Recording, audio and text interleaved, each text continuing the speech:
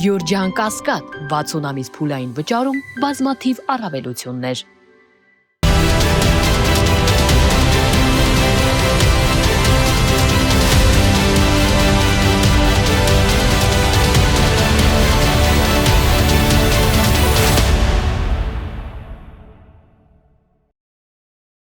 Բարև ձեզ մեդիա հաբի հարգելի հետևորդներ, այսօր մեդիակաստ հաղորդման իմ հյուրն է Հայակվե միավորման անդամ Մենուա Սողոմոնյանը։ Բարև ձեզ, պարոն Սողոմոնյան։ Շնորհակալ եմ հյուրընկալվելու համար։ Շնորհակալ եմ, որ հրավիրել եք։ Եվ այսպես անդրադառնանք Ավետիք Չալաբյանի ձերբակալմանը, այնուհետև կալանավորմանը։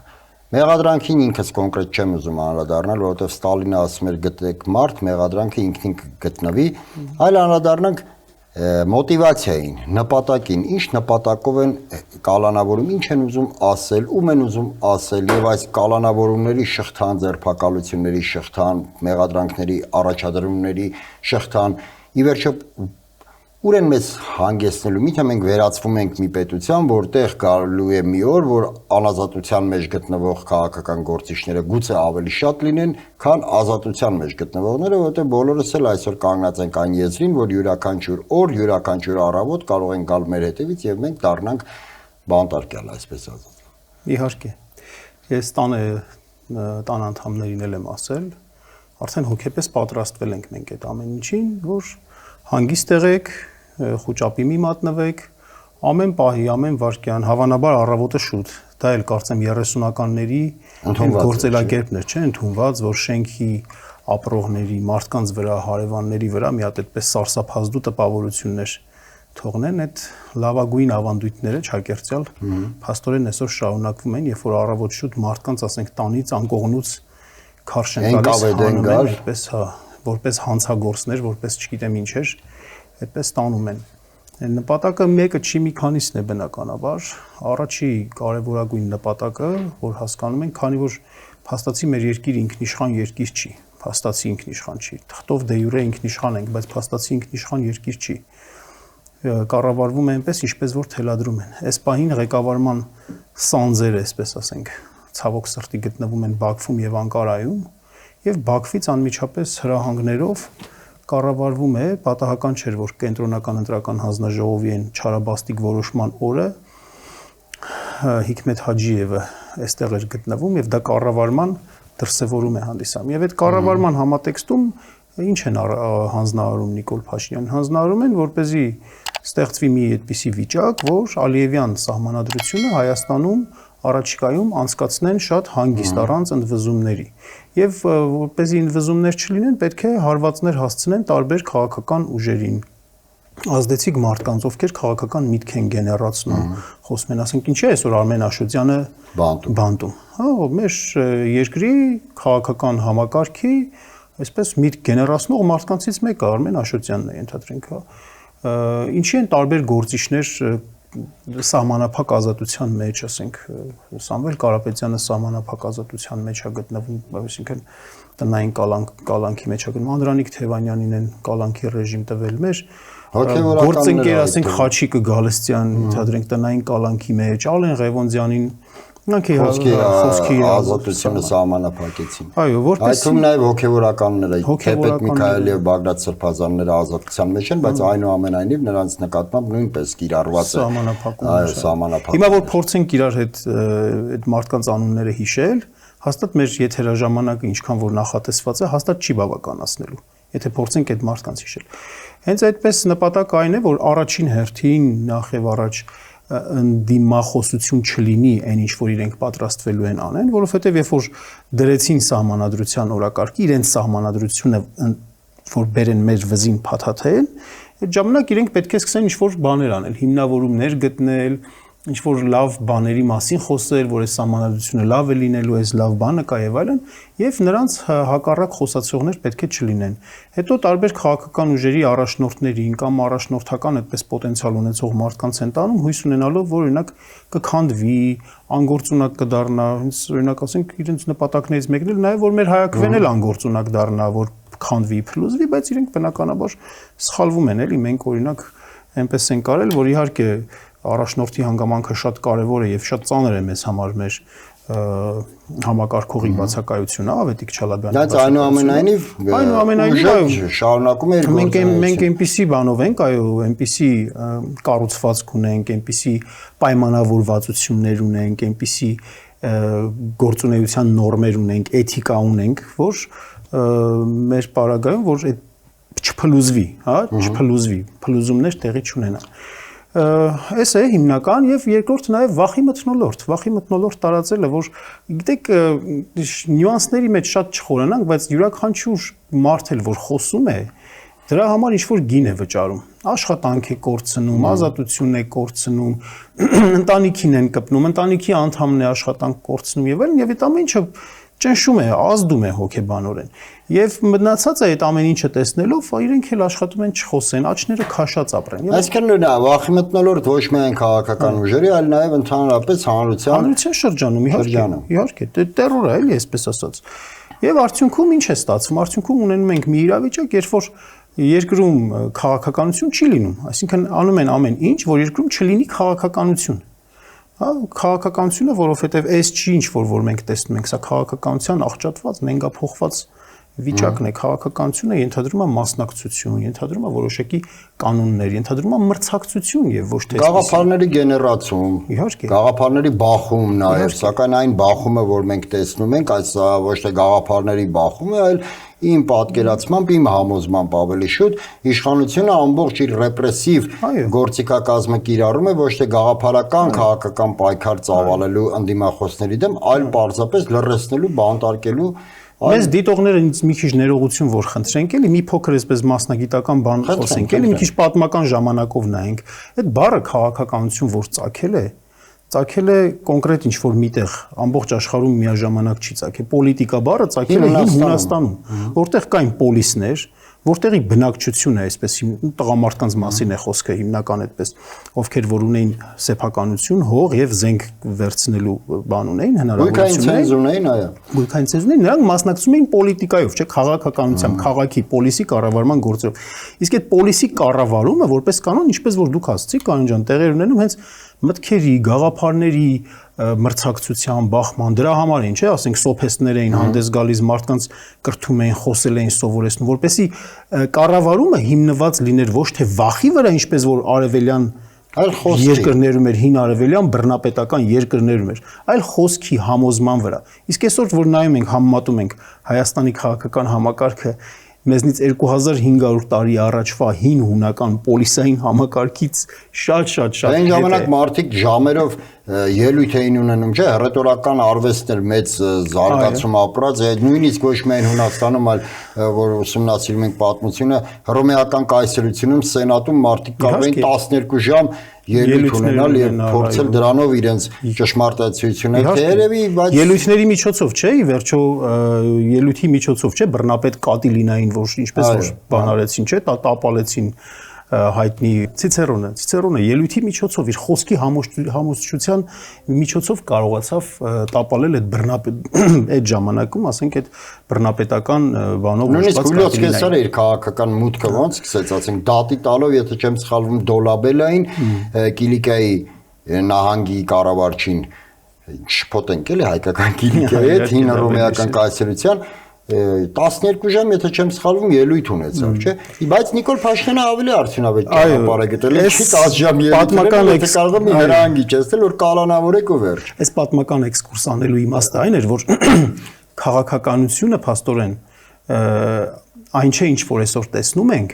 ու այսօր Հայաստանում փաստորեն քաղաքականություն չկա,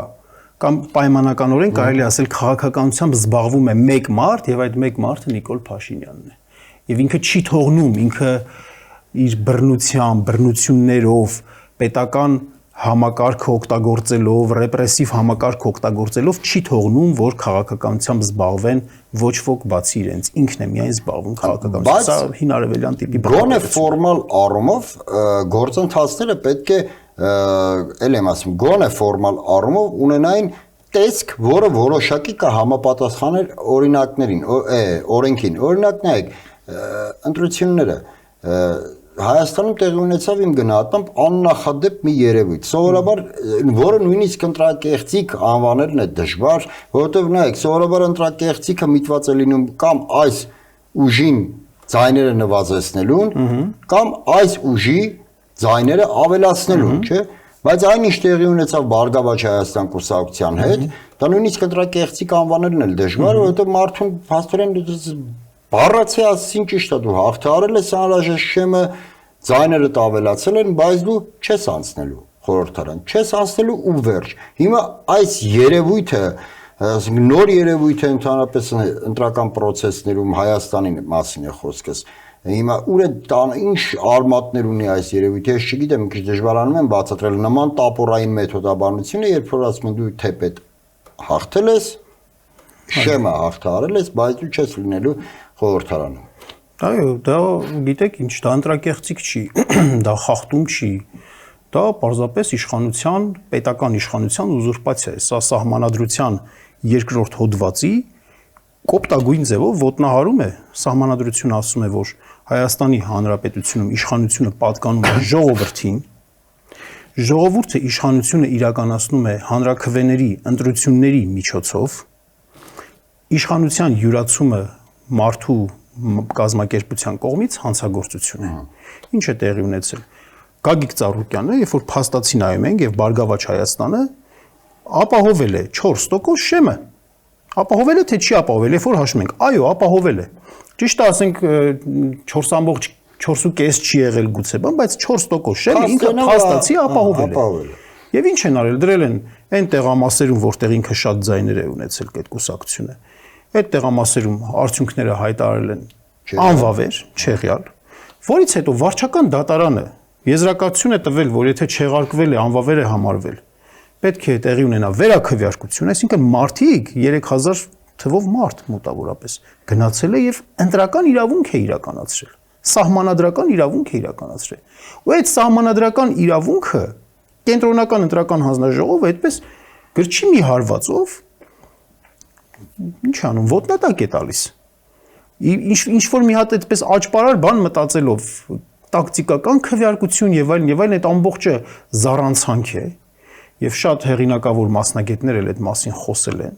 Ընդհանրապես Վենետիկի հանձնաժողովի երաշխավորությունների հետ կապ չունեցող ինչ որ մի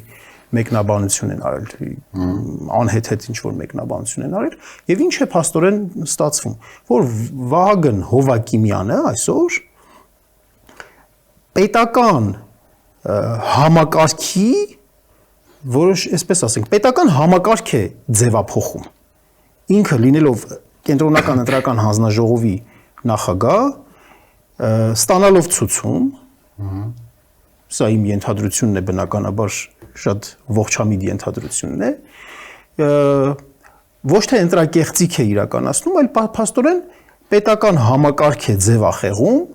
որը բերում է իշխանության ուզուրպացիայի։ Արդյունքում ԲՀԿ-ն զրկվում է մանդատներից եւ քաղաքացիական պայմանագիրը 3 ազգային ժողովում 3/5 մանդատների տեր է դառնում եւ կարողանում է նշանակել դրանով գլխավոր դատախազ, անկախ պետական մարմինների ղեկավարներին, կենտրոնական ընտրական հանձնաժողովի նախագահ, ռադիոհեռուստատեսային հանձնաժողով եւ այլն մնացած բոլոր, ասենք, մարդու իրավունքների պաշտպան, բարձրագույն դատական խորհուրդ, այսինքն ամբողջ պետական համակարգի սյուները, որոնք ցավոք է սահմանադրության շնորհիվ այդպես վերապահված են ազգային ժողովի 3/5-ին, այդ 3/5-ին տիրանում են ապօրինաբար։ Հիմա արդյոք դա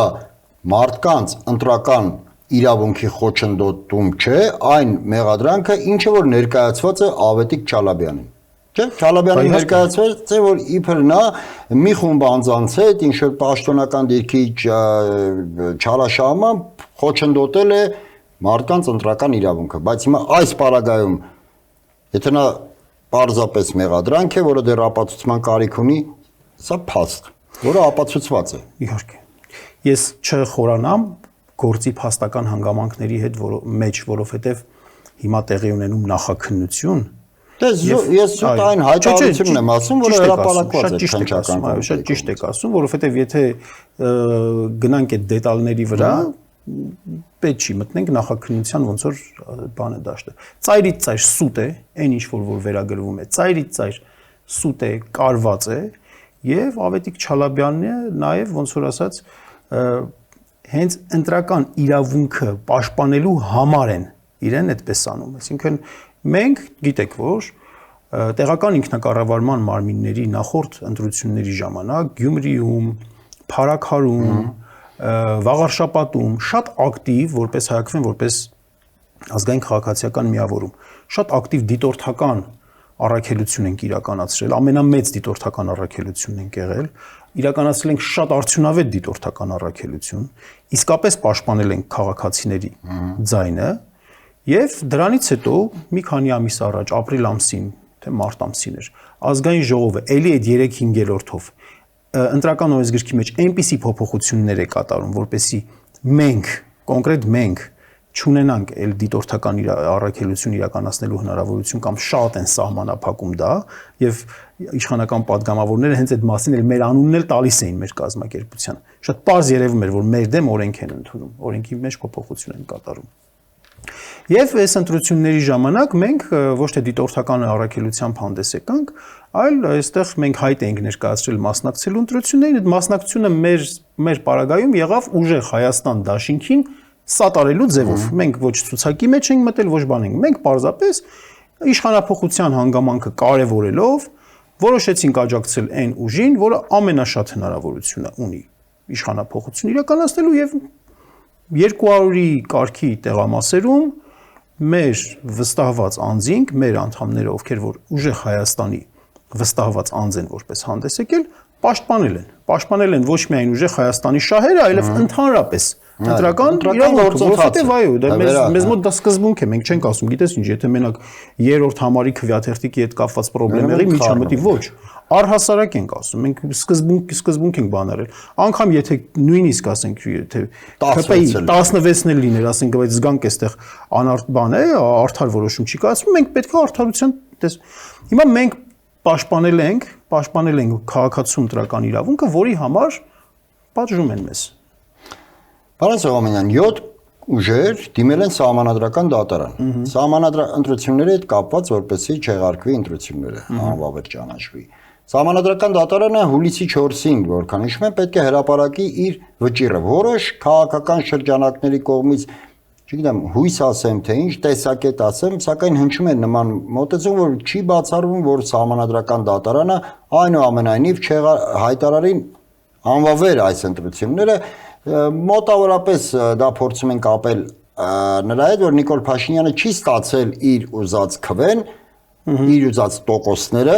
չի կարողացել ձևավորել սահմանադրական մեծամասնություն եւ չի բացառվում, որ նոր ընտրություններով Նիկոլ Փաշինյանը փորձի հասնել այդ սահմանադրական մեծամասնության ձևավորմանը։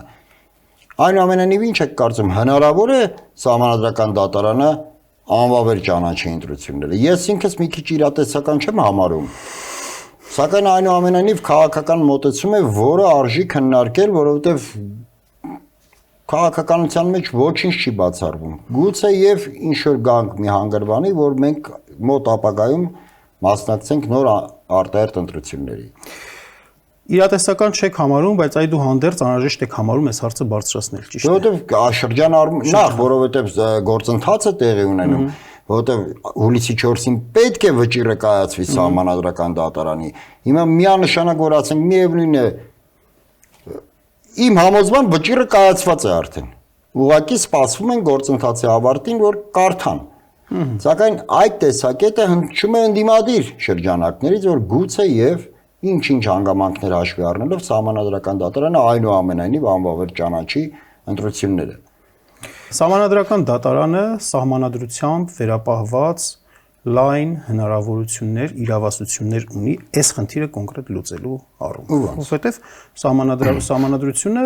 սահմանադրական դատարանին վերապահում է ընտրությունների արդյունքների հետ կապված վեճերի լուծում։ Մենք հասկանում ենք, որ սահմանադրական դատարանի անդամների հետ կապված կամ նրանց մի մասի հետ կապված անունազգանուններ չնշենք, կան վերապահումներ։ Օրինակ, լավ, մի անուն նշեմ ամեն դեպքում։ Խնդրեմ։ Երկու հոգի ինքնաբացարկ չէ, բացարկ է եղել երկու հոգու հետ Վլադիմիր Վարդանյանն ու Արտակ Զեյնալյանը։ Արտակ Զեյնալյան, այո, որ։ Եվ նաև, բայց այնտեղ օրինակ Սեդա Սաֆարյանն էլ կա, չէ՞ որ նախորդ ընտրությունների ժամանակ Շիրինյան Բաբաջանյան դաշինքի երրորդ համարն է։ Բայց հիմա մասնակցել է։ Հիմա արդեն սահմանադրական դատարանի որպես, հա, անդամ է։ Մենք գիտենք, որ այո, այստեղ սահմանադրական դատարանի անդամների մեծ մասը, արդեն մեծ մասը, այս անդամների մեծ մասը ընտրվել են փաստացի բացառապես քաղաքացիական պայմանագրի խմբակցության կողմից։ Դա ռիսկեր ստեղծում է, բնականաբար ռիսկեր ստեղծում է։ Դա քչացնում է հավանականությունը, որ արդար օբյեկտիվ որոշումներ կկա։ Այո, քչացնում է հավանականությունը։ Բայց դա նշանակում է արդյոք, որ այդ կարևորագույն գործիքից չպետք է օգտվել, այդ կարևորագույն գործիքը այս վեճի լուծման պետք է անտեսել, ոչ։ Անկամ այստեղ շատ կարևոր է նաև այն մեկնաբանությունները, այն ձևակերպումները, որով որ եթե փորձելու են սվաղել այս վեճը իրենց ուսերից գցելու այդ Պիղատոսյան որոշումը, անգամ այդ մեկնաբանությունները կարևոր են լինելու հետագայի համար նաև եւ այդ մարդիկ նաև հենց հիմա որ մենք խոսում ենք նաև նրա համար, որ այդ մարդիկ, ովքեր այդ որոշումները կայացնելու են, իրենք գիտեն, որ ակնհայտ խախտում է տեղի ունեցել, որ ակնհայտ հանցագործություն է տեղի ունեցել եւ իրենք ունեն պոզիտիվ պարտականություն ուղղելու իրավիճակը, շտկելու իրավիճակը, մարդկանց ընտրական իրավունքը իրացնելու։ Կանեն դա փառք ու պատիվ իրենք կապացուցեն, որ Հայաստանում այդպես պետությունը վերջնականապես ուզուրպացված չէ։ Չեն անի տարբեր նկատառումներից ելնելով։ Սա մեզ համար մենք կունենանք որպես արձանագրված։ Իսկ ինչ է փոխել արձանագրությունը մեր քաղաքական կյանքում։ Ասենք արձանագրեցինք, ամոթանք տվեցինք։ Չէ, դե մենակ ամոթանք տալով ոչի։ Դե կգա ինչ-որ ժամանակ եւ կլինեն ըստ էության, ես դրա նեղ մասնագետը չեմ, բայց կլինեն ըստ էության իրավական գործընթացներ։ Չեն լինի արդյոք իրավական։ Եթե ուղիղ պարտականությունը չի կատարվում, բայց ու այդ պարտականությունը կներեք վերաբերվում է շատ կարևոր մի բանի։ Դա իրավական գործընթաց չի առաջացնելու։ Միանշանակ առաջացնելու է, սակայն որպեսզի որևէ իրավական գործընթաց սկսի, նախ դրա համար անհրաժեշտ է փոխվի իշխանությունը։ Հիմա իսկ մենք ինչպես ենք փոխելու իշխանությունը, ինչ գործիքա կազմով։ Մենք խոսքս հիմա տվյալ պայն ընդդիմադիր այն ուժերի մասին է, ովքեր որ հայտ էին ներկայացրել եւ առայսպա դեռ գործընթացը չի ավարտվել, ընթանում է, ինչպիսի գործիքա կազմով է ի վերջո հնարավոր հասնել իշխանափոխությանը, խոսքս իհարկե բացառապես օրենքի շրջանակներում է, որովհետև մենք հիմա ապրում ենք այնպիսի որ ժամանակներում, որ կարող են մեր հաղորդումը վերցնել ու այնպես կրճատեն, մոնտաժեն, որ երկուսս էլ անմիջապես հաղորդումից հետո հայտնվենք բանտում։ Հիմա շեշտենք հավելյալ անգամ օրենքի շրջանակներում ինչպիսի գործիքա կազմով է հնարավոր հեռացնել իշխանությունը։ Այստեղ ես կցանկանայի ավելի շատ խոսել պայմանների մասին, նախադրյալների մասին։ Ավելի կարևոր է իշխանափոխության իրականացման համար ոչ այնքան իմ կարծիքով գործիքակազմը, որքան պայմանները, նախադրյալները, որովհետև process-ը, որ տեղի է ունենում, այդ գործիքը աշխատացնող գործիքն է։ Ոնց որ մեքենայի ստարտերը, հա, բայց եթե քո մեքենայի մեջ բենզին չկա, ենթադրենք, հա, կամ անիվները բացակայում են, դու չես կարող այդ մեքենան բանել։ Հիմա հասկանանք նախադրյալների վերաբերյալ։ Այս իշխանությունները գործում են Հայաստանի Հանրապետության համար աշխարհաքաղաքական շատ աննպաստ մի իրավիճակում։ Այդ աննպաստ իրավիճակում ոչ թե իրենք անում են ամեն ինչ, որ այդ աննպաստ իրավիճակին, օրինակ ասենք, պատասխանեն Հայաստանի Հանրապետության լավագույն շահը առաջ տանելով, այլ իրենց իշխանությունը զուտ պաշտպանելով, իրենց իշխանությունը պահանջելով, ինչ զիջում, որ պետք է պետության ու ժողովրդի հաշվին կտանք, դրա համար իրենք դրսին ձեռնտու իշխանություններ են։ Սա կարևորագույն պայմանն է, ես կարծում եմ, կարևորագույն նախադրյալն է, դրա համար իրենք շարունակում են մնալ իշխանության մեջ։ Մնալ, որովհետև իրենք ձեռնտու են, որովհետև իրենք պետք են, որովհետև իրենց ղեկավարած Հայաստանը թույլ օղակ է, անում է ցանկացած զիջում եւ բոլորի համար ձեռնտու է, ոչ մեկի համար գլխացավանք չի ստեղծում, բայց հայ ժողովրդի հաշվին, շահերի հաշվին զիջումներ է տեղի ունենում։ Երբ որ կփոխվի աշխարհաքաղաքական իրավիճակ, կփոխվեն նաև պայմանները։ Դա արդյոք ենթադրում է, որ մենք պետք է ձեռքներս ծալած նստենք։ Ոչ։ Աշխարհաքաղաքական իրավիճակի փոփոխությունը, չեմ ասում գլոբալ փոփոխությունը կամ այսպես շեշտակի կտրուկ փոփոխությունը, կախված չէ մեզանից շեշտակի փոփոխությունը, բայց որոշակի փոփոխությունը, որոշակի սիգնալները, որոշակի իմպուլսները, այո, մեզանից կախված են։ Մեզանից ասածը ընդդիմությունից, քաղաքացիական հասարակությունից կախված են։ Այ հիմա ոնց որ արդեն պետք է քննարկենք հաջորդ թե բա ինչ անենք այդ դեպքում, ինչ պետք է անել այդ դեպքում։ Այդ դեպքում սա առաջին կարևորագույն բանը, որ իրական ամբիցիաներից դուրս անվստահությունները հաղթահարող ինչ որ մի հատ պլատֆորմ է անհրաժեշտ ստեղծել։ Ցավալիորեն ամբիցիաները մշտապես եղել են մեր քաղաքական դաշտի ցավոտ մասերից մեկը։ Միշտ խոսվել է, որ մենք պետք է ամբիցիաները մի կողմ դնենք եւ գործենք հանուն էս ինչ գաղափարի, բայց երբ որ եկել է միավորման պահը գործելու ժամանակը, պարզվել է, որ մեր ամբիցիաները ավելի զորեղ են, որպեսզի կարողանանք մի կողմ դնել։ Ես կարծում եմ, որ բաց անկեղծ կոմունիկացիան հնարավոր է որոշ խնդիրներ լուծի։ Եթե ես եւ դուք իրար հետ խոսենք ու ես ձեր ամբիցիան խորքային առումով իմանամ, դուք իմ ամբիցիան խորքային առումով իմանաք, գուցե մենք կարող ենք իրար ինչ-որ բաներ, հա, ինչ-որ բաներ առաջարկել, փոխարինող ինչ-որ բան առաջարկել։ Որտեւ քաղաքականությունը իրականում, ասենք, քիչ հնարավորի արվեստն է, այսպես ասած։ Չէ, ինչի մի քիչ, ամբողջովին հնարավորի արվեստը, եթե մենք քաղաքականությունը հասկանում ենք այնպես, ինչպես որ արկա էր հին Հունաստանում։ Այո։ Իրա բառի բուն իմաստով ենք, եթե մենք այդպես հասկանում։ Ես կարծում եմ, որ հնարավոր է։ Այսօր, չգիտեմ, դեռ խոսենք չենք խոսի մանդատների հարցին, կարծես թե մի փոքր հուսադրող բան ես տեսնում եմ, որ խորհրդարան անցնող ընդդիմադիր ուժերի մեջ տենց ինչ-որ լուրջ տարաձայնություններ, բաներ, ասենք, չկան։ Եզրեր հնարավոր է գտնել։ Հա, բայց մենակ խորհրդարանը բավական չի։ Մենակ խորհրդարանը բավական չի։ Արտախորհրդարանական դաշտում էլ կան։ Գուցե կշռով փոքր ուժեր են, բայց քաղաքական, այո, լայն կոնսոլիդացիա, քաղաքական միտք գեներացնող առաջարկ մեր Հայաստանի շահերից, հայ ժողովրդի շահերից բխող առաջարկ, հետաքրքիր առաջարկ եւ դրսին եւ ժողովրդին, ես կարծում եմ, որ լայն կոնսոլիդացիայի միջոցով հնարավոր է գեներացնել։ Իսկ այդ հետաքրքիր եւ իրատեսական առաջարկ արդեն կարող է հենց այդ իմպուլսը լինել, որ որոշակի փոփոխություն մենք ինքներս փորձենք փոփոխության իմպուլս տալ մեր երկրի շուրջ ձևավորված այդ աշխարհաքաղաքական իրավիճակին։ Մի հարց ասեցի վերջի հատվածը կներեք։ Մի հարց էլ քննարկենք մանդատների հետ կապված։ Նայեք, տեսակետները բաժանվում են երկու մասի։ Մի մասը գտնում է, որ պետք է մանդատները վերցնել եւ օգտագործել խորհրդարանական լծակները եւ այլն, մյուս մասը գտնում է, որ այդ մանդատները վերցնելը որևէ օգուտ չի տա, արդեն ունեցել ենք փորձեր, 2021 թվականին ընդդիմությունը մտավ խորհրդարան, սակայն այնուամենայնիվ չկարողացավ հասնել գլխավոր հարցի լուծմանը եւ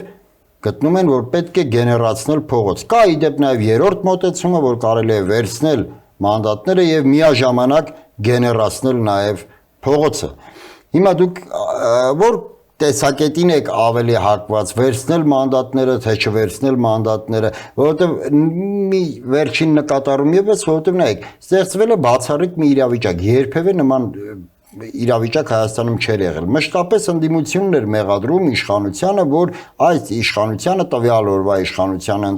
իշխանությունը ձևավորվել է ընտրակեղծիքների միջոցով, հետեւաբար լեգիտիմ չի։ Սա բացառիկ իրավիճակը, երբ իշխանությունն է մեղադրում, նաև իշխանությունն է մեղադրում ընդդիմությանը, որ ընդդիմությունը լեգիտիմ չի, ընտրվել է ընտրակաշառքով, ընտրակեղծիքներով։ Այսինքն ստացվում է երկու կողմը երկուսին մեղադրում են ոչ լեգիտիմ լինելու մեջ, եւ երբ որ արդյունքում վերցնում են մանդատները եւ գնում են խորհրդարան, ապա մենք ունենում ենք ամբողջովին ոչ լեգիտիմ խորհրդարան։ Նա նրան է համարում ոչ լեգիտիմ, նա նրան է համարում ոչ լեգիտիմ։ Հիմա այս հարցի այդ հանելուկը ո՞նց ենք լուծելու։ Լուծումը միանշանակ չի եւ լուծում առաջարկելու համար նաեւ շատ ինֆորմացիաներ են անհրաժեշտ։ Այն ինչ որ դուք նշեցիք, շատ լավ էր, էլի, որ տենց մի քանի տարբերակով նշեցիք, եթե ապաներ են։ Հիմա մարդիկ, որ դժգոհում են օրինակ, հա, մանդատ վերցնելու պատրաստակամությունից, ունեն դրա հիմքը, այո, ունեն դրա հիմքը։ Ինչն է դրա հիմքը։ Դրա հիմքը նախորդ խորհրդարանի օրինակն է, փորձն է, որտեղ ունեցել ենք, ասենք, օրինակ, ակտիվ падգամավորներ, որտեղ ունեցել ենք շատ пассив падգամավորներ ընդդիմադիր դաշտից, որոնց երեսը չենք տեսել, ոչ մի օրենսդրական նախաձեռնությամբ կամ բանով հանդես չեն եկել, ունեցել ենք դեպքեր, որ ճամբարափոխություն են եղել ընդդիմությունից իշխող, ունեցել ենք այդպիսի դեպքեր։ Հետևաբար մարդիկ, երբ որ մտածում են իրենց կոգնիտիվ հնարավորությունները, իրենց իմացածի շրջանակներում ու տեսնում են, որ այսպիսի խնդիր կա։ Տեսնում են պոտենցիալ այսպիսի խնդրի այս մի խորհրդարանում, այո, տեսնում են, որովհետև տեսնում են եւ փորձառու մարդկանց են տեսնում, բայց նաեւ շատ ոչ փորձառու մարդկանց են տեսնում ու դժվար է։ Տեսնում են, որ օրինակ ասենք Ռուբեն Ռուբինյանը եւ Վահագն Ալեքսանյանը հեսա որ գալու են նստեն նախագահությունում, իրենք էլ որպես կոնֆլիկտային մարդիկ, այդպես սադրող, սադրանքներ իրականացնող, կռիվներ սարքող մարդիկ, հասկանալի է, չէ, որ քաղաքացիական պայմանագիրը Փաշինյանը փորձելու է հաջորդ պարլամենտը այդպես դարձնի թամաշաների բան նորից։ Դա արդեն ներողություն պահանջելու համար արդեն սպառնալիքները հնչում են, որ եկեք մի հատ խորհրդարան, եկեք տեսեք ձեզ ինչ են կանելու։ Այս պարագայում հասկանալի է, չէ, որ իսկապես սրտով ընդդիմադիր ընտրողներին, ընդդիմադիրների հաջողությունը ցանկացողների համար ոչ շահեկան ակնկալիքներ են ձևավորվելու։ Եթե պետք է այդպեսին լինի, այդ եթեն է, ես հիմա այդ եթեի պատասխանը չունեմ, որովհետև ինչքան էլ մենք աջակցել ենք, օրինակ ասենք ուժեղ Հայաստանին, բայց բաներ կան, որ ես դրանց պատասխանները չունեմ։ Դա իրենց ներքին որոշումներն են, իրենք թե ոնց են անելու։ Գնալու են նիստերին, չեն գնալու են, ասենք, ինչ-որ սոցիալ-տնտեսական հարցերի վերաբերյալ բաներ են տալու Փաշինյանին կամ ինչ-որ սուր հարցեր են տալու Փաշինյանն էլ օլոմ բաներ է անելու, ֆրցնելու է այդպես իրենց վրա էլի նորից նախկին ներկա ինչ-որ sense բաներ է տեղի ունենալու։ Եթե այդպեսին է լինելու ու մանավանդ նաև որ այստեղ նաև սոլիդարության հանգամանք էլ կա Բարգավաճ Հայաստանի ձայների հետ կապված, հասկանալի է, որ եթե այդպեսին է լինելու, այդպես է տրամադրությունը, այդպես է բանը, չգիտեմ, իմաստ չունի գուցե, հա, բայց միևնույն ժամանակ, եթե այդպեսին չի լինելու, ենթադրենք, մի քիչ այլ տեխնոլոգիաներով է լինելու, շատ հարցերում, չգիտեմ, անտեսելու են, կամ եթե գնալու են, մտնելու են, ապա բոլորը խոսելու են իրենց, ասենք, հայտարարությունների ժամերին, այդ խոսքը շատ սուր է լինելու, օգտվելու են ինչ-որ, ասենք, նորմալ կայացած փորձագիտական, ասենք, դաշտի, ենթադրենք, խորհրդատվությունից, եթե դրան զուգահեռ, օրինակ, ասենք, մանդատները վերցնելուն զուգահեռ, ձևավորվելու է այդ պլատֆորմը, որի մասին, որ ես նշեցի, այսինքն քաղաքական մի հատ մեծ պայքար անցանալու, այդ պայքարի մի հատ արենան եթե լինելու է ազգային ժողովը, այդ պայմանն ենք եթե դիտարկում, ու նաև ինստիտուցիոնալ որոշակի լծակներ են իրենց ձեռք լինելու, որովհետև տարբեր երկրներում էլ չէ, ասենք իշխանություններ են փոխվելու, կոնտակտներ պետք է հաստատել, ասենք մի բան է, որ ես որպես ուղղակի կուսակցության կամ ասենք ինչ-որ հանրային նախաձեռնության մարդ գնամ ինչ-որ մի երկրի մայրաքաղաք ինձ կարողա չընդունեն կամ կարողա հազիվ ընդունեն, բայց մի բան է, որ ասենք падգամավորը գնա այնտեղ, եւ падգամավորին կընդունեն։ Հա ինստիտուցիոնալ որոշակի առավելություններ են։ Եթե այդ ամեն ինչը պլանավորվում է ու պլանավորվում է, որ նաև որ ասում էի, որ աշխարհակաղակական իրավիճակ փոխելու իմպուլսներ տրվի, այդ հետաքրքիր առաջարկը փոխանցելու հնարավորություններ լինի, այսինքն պարլամենտի անդամը վեր կենա, գնա, խոսա, ակտիվ դրսում քաղաքականություն իրականացնեն, որ այնտեղ որոշումների ընդունման կենտրոնների վրա ազդեցություն ունենան, այդ դեպքում իհարկե իմաստ ունի վերցնելու։ Բայց քանի որ ես չգիտեմ ճիշտ ասած, ինչպիսին է տրամադրությունը, ինչպիսին է որոշումը, դրա համար կոռեկտ կհամարեմ, որ այս պահին բան անել, ձեռնպահ մնալ, իրավիճակի վերաբերյալ դատողությունները հետագայում անել։ Շնորհակալ եմ հետաքրքիր զրույցի համար։ Մեդիա-հաբի հարգելի հետևորդներ, հիշեցնեմ, որ զրուցում էի Հայաքվե միավորման անդամ Մենուհատ Սողոմոնյանի հետ։ Այսօր այսքանը, շնորհակալ եմ, կհանդիպենք։